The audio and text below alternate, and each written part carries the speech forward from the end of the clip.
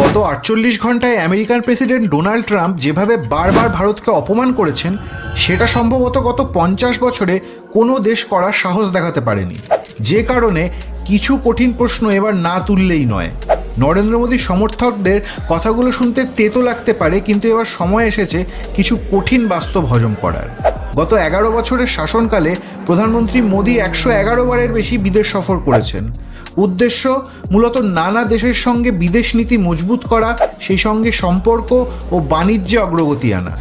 এই প্রধানমন্ত্রী মোদী আবার 2019 সালে আমেরিকায় গিয়ে হাউডি মোডি নামের একটি অনুষ্ঠান থেকে রীতিমতো ডোনাল্ড ট্রাম্পের হয়ে ভোটের প্রচার করে এসেছিলেন। ট্রাম্প সরকার। সত্যি বলতে এই কাজ কোনো ভারতীয় প্রধানমন্ত্রীকে শোভা দেয় না, তাও তিনি করেছিলেন।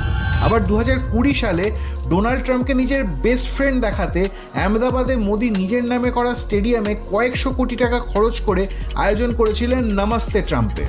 নিটফল 0। Swami Vivekananda. আর আজ ডোনাল্ড ট্রাম্প ভারতীয় অর্থনীতিকে মৃত বলে অপমান করছে। এখানেই থেমে না থেকে তিনি বলেছেন যে পাকিস্তানে একটি তেলের রিজার্ভান বানাবেন, যেখান থেকে নাকি একদিন হতে পারে ভারতকেও তেল কিনতে হবে।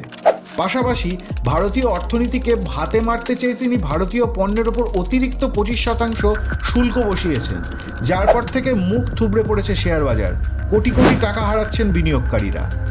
আসলে ট্রাম্পের গোঁসার কারণ কি জানেন?